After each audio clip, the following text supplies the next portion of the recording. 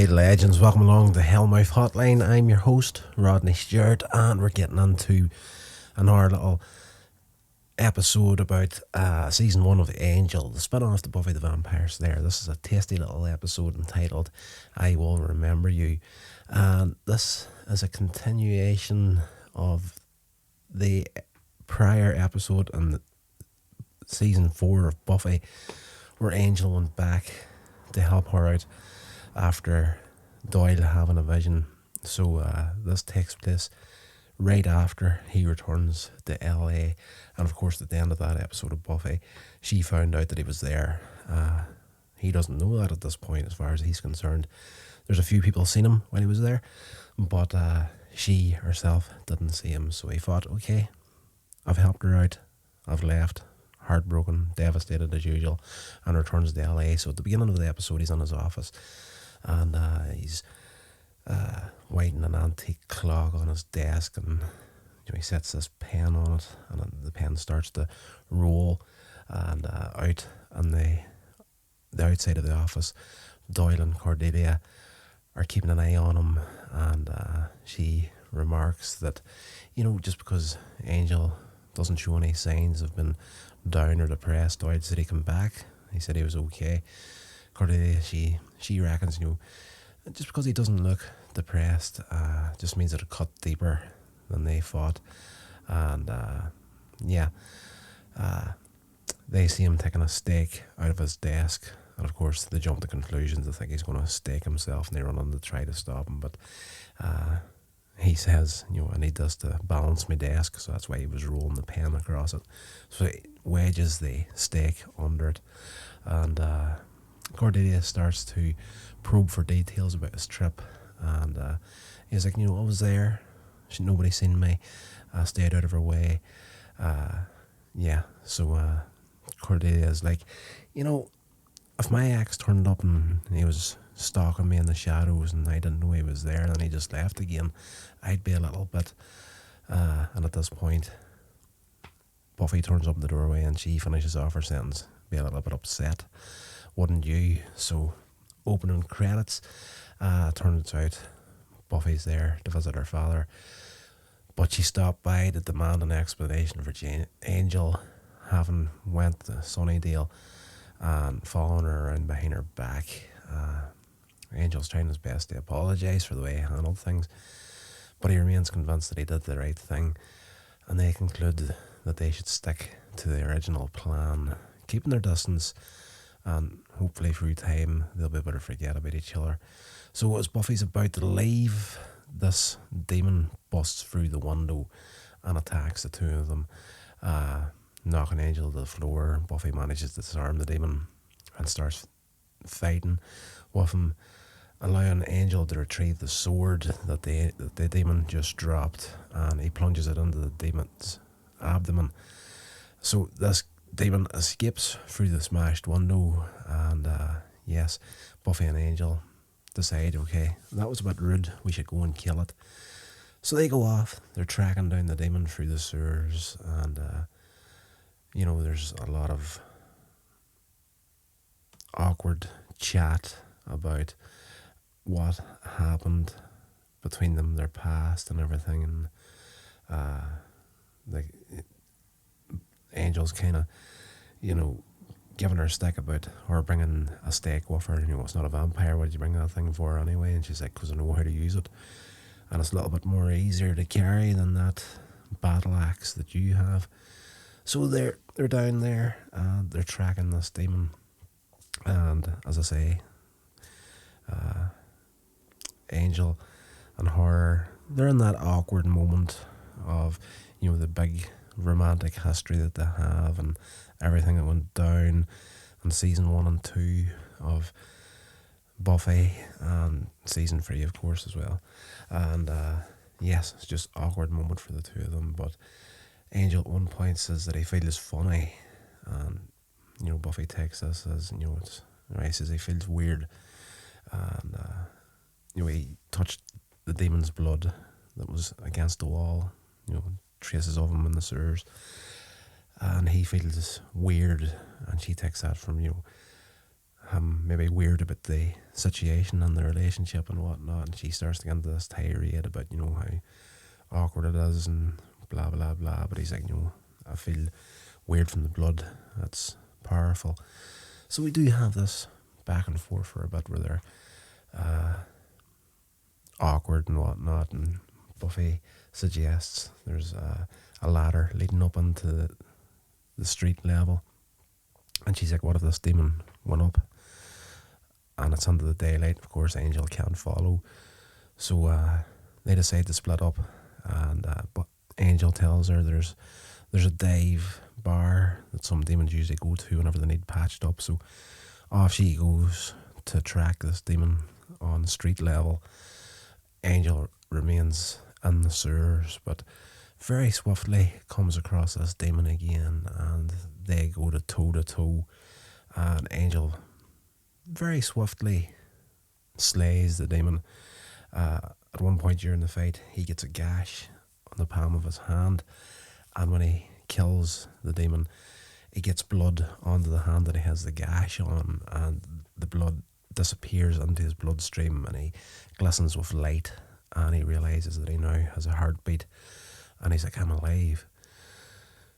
So back at the office, Doyle and Cordelia have come back. They decided whenever Buffy originally turned up that they would clear off, give them a bit of time to themselves, and they did hear the fight commencing with the demon, but Cordelia brushed it off as well. It's just the Buffy and Angel show. First of all, they talk their problems out, and then they fight the problems out. So they left. When they do come back, the office, of course, the window's broken.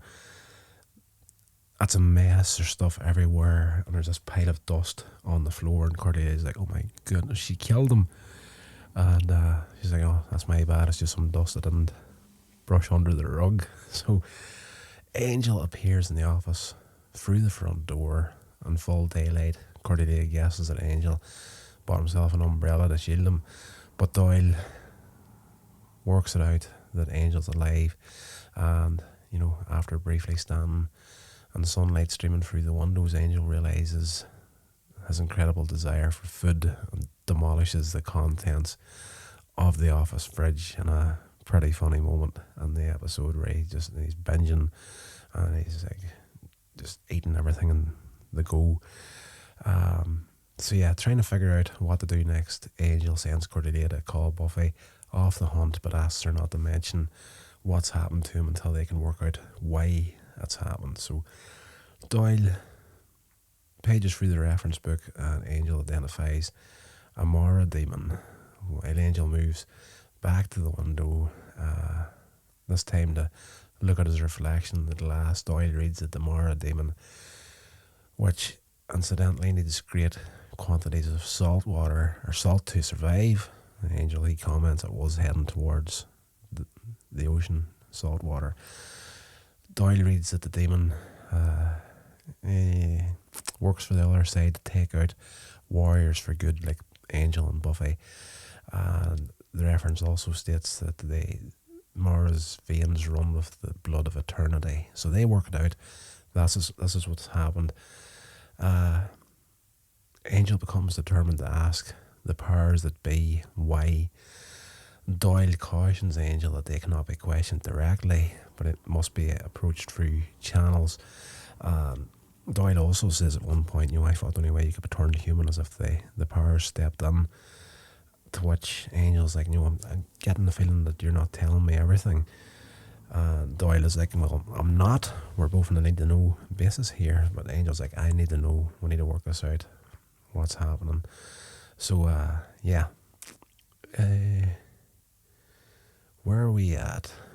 Lost my place in my notes again. I need to stop looking at the mic. There's no point in me looking at the damn mic, is there? But yeah, these oracles have to be approached.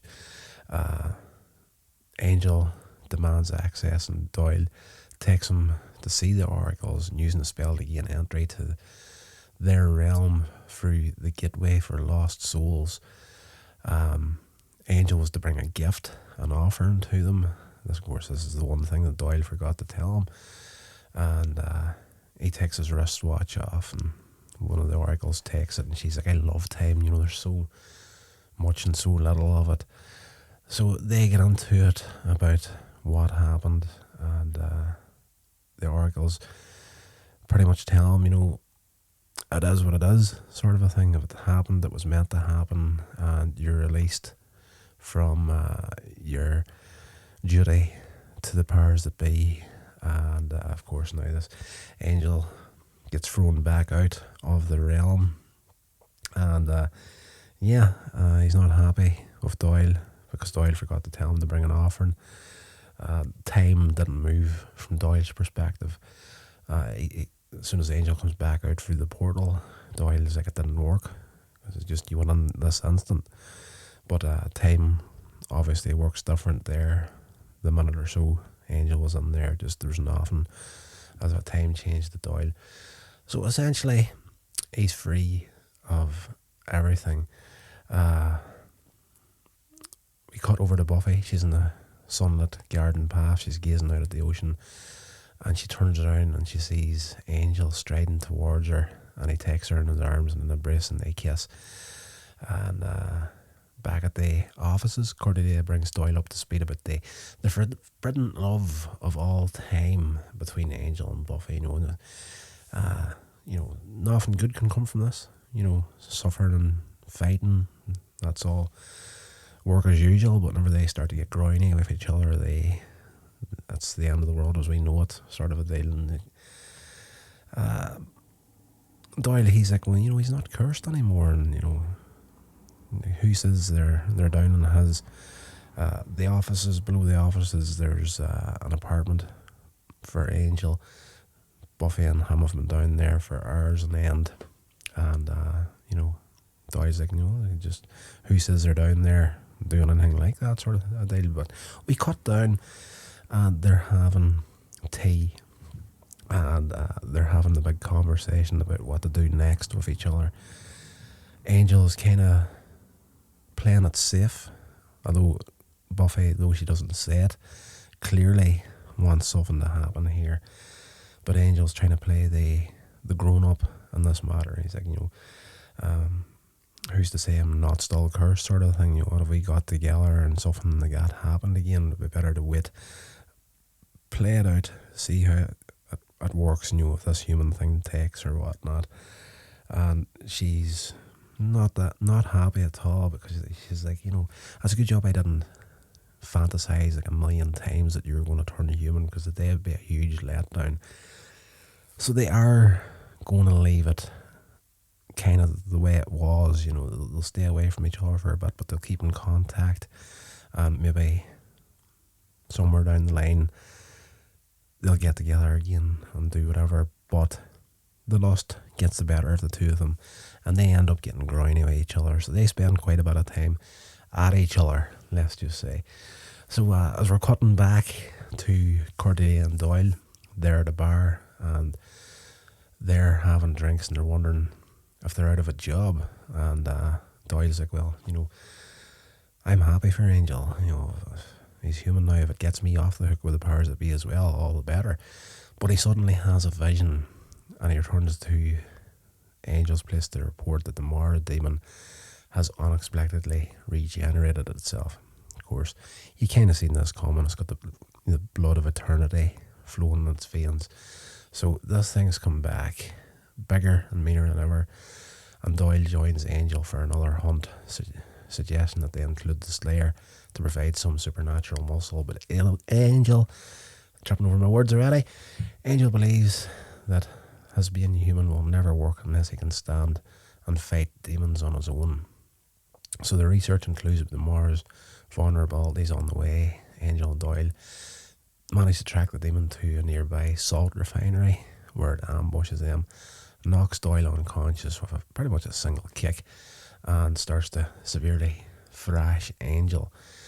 While this is going on, Buffy has woken up. Whenever they left, she was asleep, and Doyle's like, you don't want to wake the girl? And Angel's like, not for the world, more or less. So she wakes up in Angel's bed. He's not there, and forces Cordelia to tell her what's happening. And she goes off on the hunt as well, and she finds Angel and the Mara demon at the bottom of an empty salt silo. jumps down on there, takes over the fight, and while the demon goes over all these prophecies about dark hordes and the end of days and whatnot, Angel, even though now he's human, he still has a lot of intelligence and history of hunting demons and just fighting their weaknesses and whatnot. He realizes that there's a jewel on the demon's forehead, and he remembers that destroying its 1,000 eyes, that's the clue that they got, bring darkness to 1,000 eyes, will stop it. And he's like, he instructs the Slayer. Buffy smashes the forehead jewel, and the demon fractures and shatters, and that's it, gone. So in the quiet now, Buffy kneels down and gathers the battered Angel into his hands. So you knew where this was going from the beginning of the episode. It was just interesting to see how they were going to get there. So Angel returns to the oracles, and he asks about the things that the Mara demon had said about the coming of the dark hordes and the end of the days. If he remains human, Buffy will face the minions of darkness alone and die much sooner, according to the oracles. That's the way of things. We live and we die, but unfortunately for the Slayer, a lot sooner than most. So Angel asks the oracles to take back his life, and at first they refuse to interfere in matters of love between lower beings, but Angel argues there's larger issues at stake. The Mara demon came to take a warrior from the good side, and that's exactly what he did. And the oracles decide that Angel's willingness to sacrifice happiness and love qualifies him as a higher being, but that his request to give his life can only be granted if the entire day is erased from time. Although Angel alone would have to remember it all in order to prevent the circumstances from repeating themselves. So he returns back to his apartment. Angel tells Buffy that he has been to see the oracles to ask to become a vampire again, and that they granted his request. And it's a tasty little moment in the episode. She goes through disbelief, anger, rejection, then grieves upon learning that time actually remains to them, and that she'll have no memory of what happened. The only person that's going to remember everything is Angel. And she says, how long have we got? And he's like, another minute. The two of them, they're crying and they kiss as the final seconds click past, and they're holding each other, and Buffy repeats that she will never forget, I'll never forget. It's a great moment in the episode, and her delivery on the lines and the emotion she puts into it is actually really damn good at the end of this episode. So there's a flash, time folds back to the moment at the beginning of the episode in Angel's office when Buffy told him about sticking to the plan, keeping their distance. Angel responds again that they should do so until they forget. And as Buffy's turning to leave, the Mara demon busts through the window. Angel picks up an antique clock from his desk and ducks the demon's first kick, steps inside its first sword thrust, and he smashes the jewel on the demon's forehead, and of course there's a flashlight and it explodes and disappears. And Buffy asks how Angel's able to destroy the demon so decisively, and Angel says that he's had a lot of time to catch up on his reading. Buffy says, well, that's all there really is to say. So Angel turns to look down at the damaged clock that he had hit the demon with, and he agrees, and when he turns back, she's already left. And we cut through the credits. End of episode. Tasty episode, do you have to say. Enjoyed this a lot. And I just, watching this again, I don't know, I've said this a few times throughout different podcasts on Buffy and Angel, that it seems so weird that this was so long ago that this series actually ran. It feels I don't know. Like, I was born in 1979, so I was in my 20s when this was out. 1999, this came out. Mid 20s or so. And yeah, for some reason, right now, this is 24 years or so ago now. And, I still feel like the 90s were just a couple of years ago. It's crazy.